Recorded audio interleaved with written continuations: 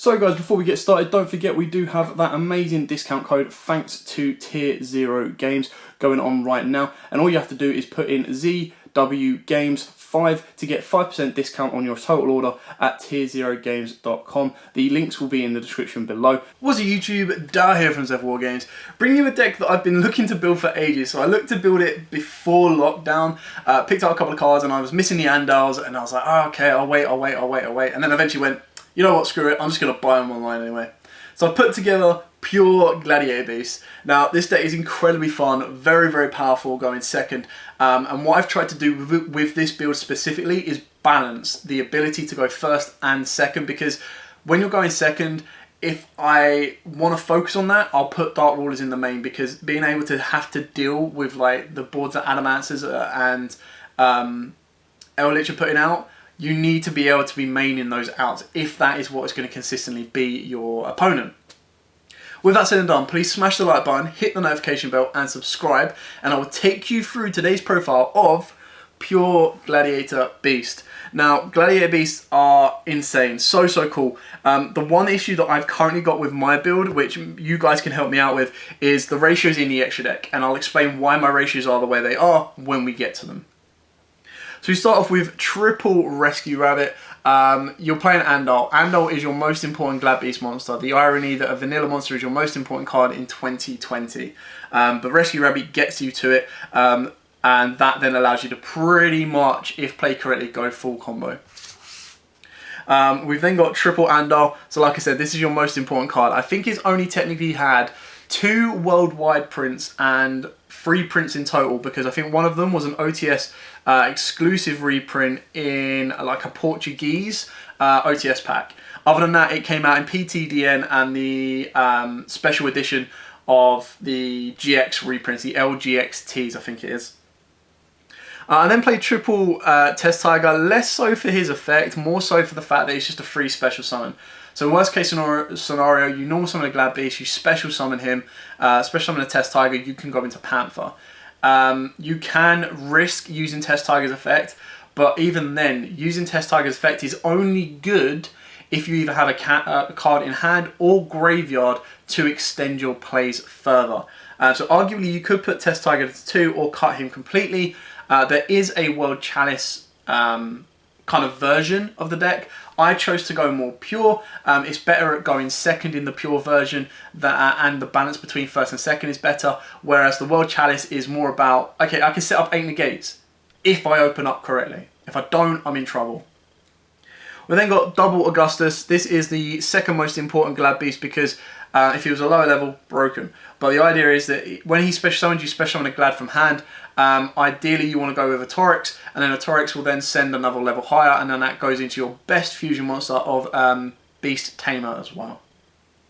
You then play a lot of one-offs of the Glad Beast, purely because their effects have to trigger. They're pretty much vanillas, unless they're specialed via a Glad Beast effect. So we play the one Darius. When he's special summoned via a Glad Beast effect, you revive a Glad Beast from the graveyard. Equesti lets you add a Glad Beast card back from the hand. This is probably the most important one, because if played correctly, you can add back the Gladiator Beast comeback, because it's not a hard once per turn, and just go add back, use effect, Monster Reborn, add back, Monster Reborn. Absolutely insane, really good consistency. Bestiaries, so you keep Bestiaries in here. When he's special summoned via Glad Beast effect, you pop a back row.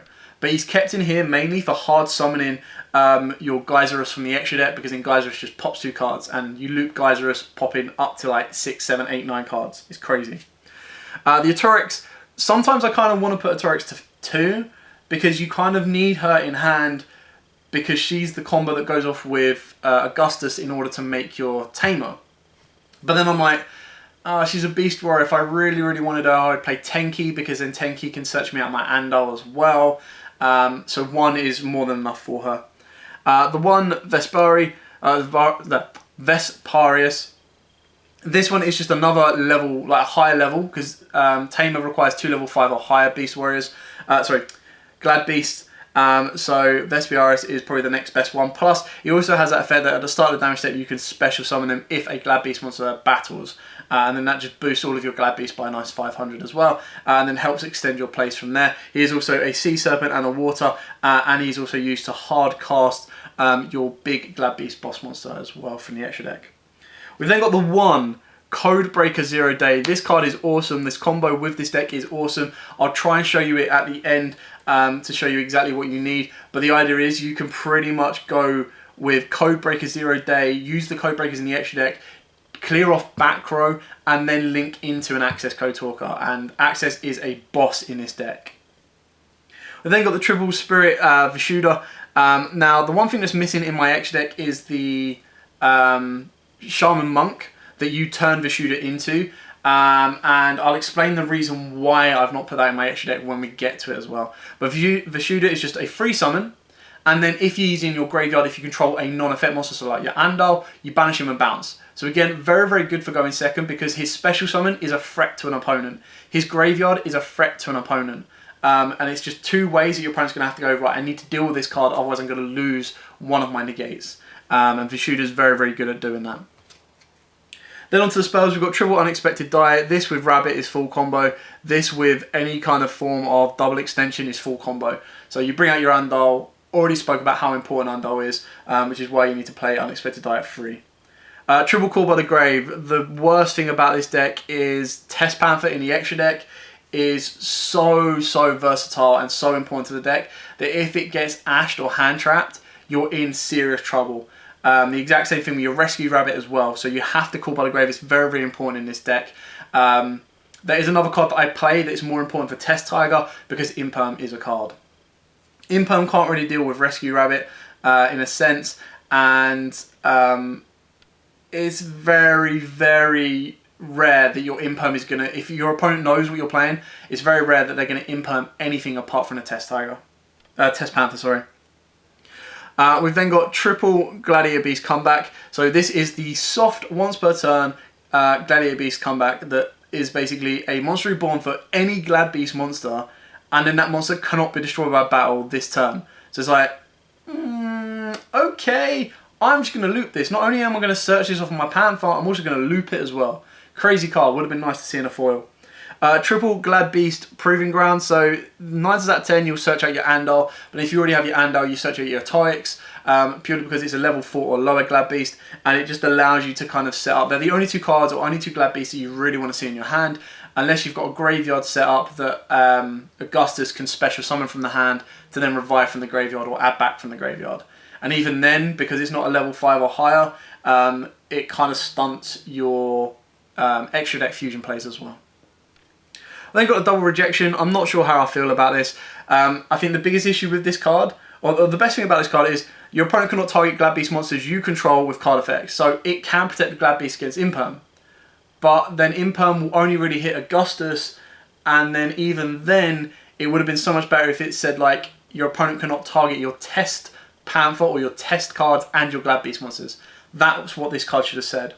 Then on top of that, if you special summon a Glad Beast monster from the deck specifically, etc. in damage set, you special summon one Glad Beast monster from your deck with a different type from the monsters you control.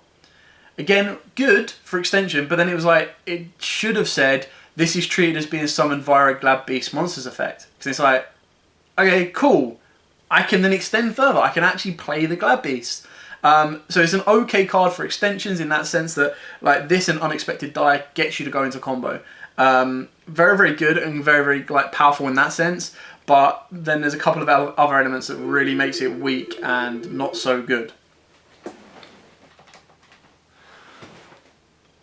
Yep. And then for the 2-ofs that I play, or the 1-2 of, is Double Sky Striker, Mecha Eagle Booster. Purely because, like I said, Panther is so important. If it gets impermed, you are in serious trouble. Your turn pretty much ends unless you've opened up the comebacks and the World Legacy Successions. So you have to be very, very careful with the way that goes. And Eagle Booster is something that I'm trialing out right now. It could easily be taken out. It's just something that I want to see how the consistency works. The chances are, like I said, if your opponent knows what you're playing, they're going to save their imperm specifically for your Panther. And you need a way of protecting it from imperm, and it's either this or Cerevis, and I think this is better. We've then got the one Monster Reborn and the one World Legacy Succession, because having 3 comebacks and Monster Reborns for this deck isn't enough. You want to be playing 5. So, and then finally, Infinite Impermanence, because it's one of the best and most hard to deal with hand traps.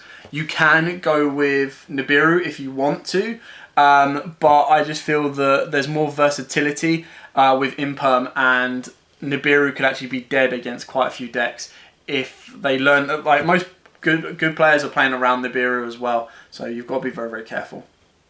On to the extra deck. So we'll go on with the XYZs first. So I only play the one Ding, purely because it's the best rank 8 in my opinion. It can protect all your other stuff from being destroyed, and then send in when it's summoned as well, and you're going to hard summon him.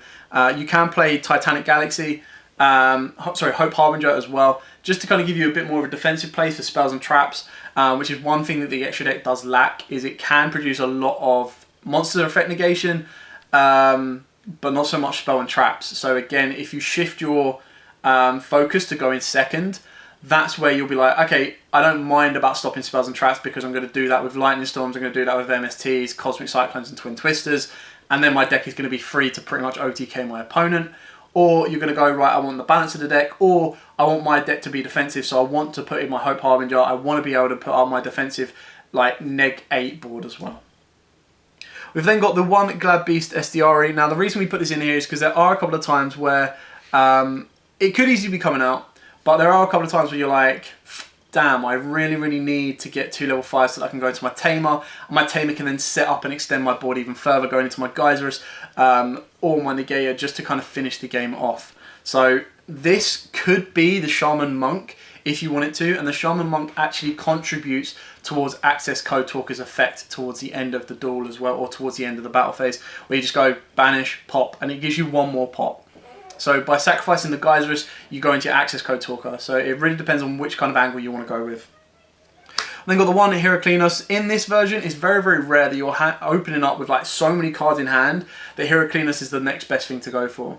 I mean, the spells and traps you want to be negating are usually going to be dropped during your turn, going second, or, I mean, they're going to be search cards, and you need to have enough cards to deal with them successfully. So in this version, Heraclinos isn't as prominent because you're not going to have as much hand resource to deal with it, but it's still a very, very good card to play because it's the only one in the extra deck that deals with spells and traps. Whereas in the World Chalice version, because you regain your hand advantage a lot more, it's better at going first, it's better for that defensive behaviour, which is why you can focus on Heraclinos more. We've then got the one at Dynamitius. This is your Monster Effect Negator, 3500 BR, absolute boss. Now, one thing you might have noticed from the main deck is I don't play the Destruction Sword, purely because I don't think that it will survive the ban list. So I kind of want to make this deck as relevant and consistent as possible for as long as possible. Even if it does survive the ban list, it's still a card that you'd rather side in than you'd rather main. And that can also be said for the Samorglink and the Mist Valley Apex Avion. Again, I'm not 100% guaranteed that it's going to survive the ban list. I want it to play cautiously, and it's quite specific. It's a very, very powerful brick if you don't get to the cards you need to. So you need to kind of balance it out with the routes that I've kind of gone with in this deck. The one Geysers. So Geysers, you just need to be very, very cautious with this to loop it. But because we play Geysers and Access Code Talker, you don't have to play this at 2. Because this will then pop 2, the 2 that will probably stop you getting into your Access Code Talker. And then you bring out your Access Code Talker to clear the rest of the board so that you can go for the OTK with the rest of your Glad Beast monsters. We've then got Tamer Editor. Now you can loop this guy like nuts. So obviously he can't be used as fusion material, which is fine, because what you do is you use him as link material to go into Cross Sheep or anything like that, and then you bring him back with Comeback, use his effect, because he was the one that was successfully fusion summoned. He can then bring out your Geysers or your Diotius, and then gives you your defense and your offense plays as well. On to the Link monsters, of course, we'll start with the one Link Spider. So you go Arndal into this, and then special summon another Arndal from hand. That goes you straight into Test Panther. So Test Panther is the heart and soul of the extra deck because it gets everything going. Well, maybe Tame is the heart and soul, but this is a close second. When it is Link summoned, you add any Glad Beast card, so you can search out your Torix or your Glad Beast Comeback, which is part of what you need for the combo to get everything going. Then it can spin back a Glad Beast monster to the deck, special summon one from the deck, and the one that's special summoned from the deck is treated as being special summoned by a Glad Beast monster effect. So the idea is, with the combo with this, you then spin back one of your Glad Beast monsters. That can then special summon your Augustus. Augustus will then special summon down your Autorix. Your Autorix will then send either the other Augustus or another level 5 or higher monster to become that level 5 or higher. You then fusion those together, spinning them back into the deck for your Beast Tamer. Your Tamer then brings out your Geyserus for going second, or brings out your Dionysius for going first. They got the one Cross Sheep. Now, you don't have to play this card, but what I really like this one is the Test Panther actually helps out the Codebreaker combo. And then once you've done that combo, you go into Cross Sheep and you extend even further. And it's just like, okay, I might run into Nibiru, but you can set up a negate before you do all of this overextension. But then you go into Cross Sheep. Cross Sheep can then bring back the Codebreaker as well. And then you just extend your plays further forward. Whether you wanted to go for rank 4 versions, or the idea is, because it's an Earth, you actually climb up with the Codebreakers, putting Darks in the graveyard, and that gives you your 2 pops for Access Code Talker. So speaking of the Codebreakers, we do play 1 Virus and 1 Berserker. These cards are nuts. Absolutely love them. So 2 effect monsters. If it is co-linked, you special summon Codebreaker 0 Day from your deck. So the idea is, you go, cool, make Test Panther, make Codebreaker, which can either be the fusion materials that you're going to use for your Tamer, or you use the Tamer and whatever he brings out anyway to put him in the graveyard if you've got the comeback to then put your plays further forward that way. This will then bring you out your 0 Day. You then use 0 Day and Swordsman to make your Berserker. Berserker then goes here. His effect will then trigger, because he's co-linked when he's summoned, to bring back the Virus and then bring back the 0 Day. You can then use Berserker's effect that can pop back row equal to the Codebreakers that are linked. So you've got 1 and then you've got 2. So you're popping 2 back row. You then have the ability, just by using these 2, or if you want to, you use Test Panther and Codebreaker to go into the Mac Daddy right now, which is Access Code Talker. And then Access Code Talker has 1 Earth, 1 Dark in the graveyard that you banish, and pop 2 more. He'll then gain, if you want him stronger, you'll send the Codebreaker, your Berserker, because then he'll gain 3k. Otherwise, he's going to gain 2k. And then you're going to have this plus your Codebreaker down here. And then you're going to be swinging straight off the bat for 43 and then a 28. And you've probably made Geyserus by this point, so you've popped 2, you've used his effect to pop 2, so you've cleared off 4 cards. And then if you have any form of extension to bring back your Tamer, Tamer can then bring out another Geyserus to pop 2 more cards, or he brings out your Dionysius, which then finishes the game off. And then, because if you want to go defensive, you've got the 1 Appaloosa as well. Now, you can easily play Borosword. I just think that because Access Code Talker is 2 effect monsters, it's a little bit more consistent and a little bit more easier to make. And it certainly enhances your OTK potentials and your power plays as well.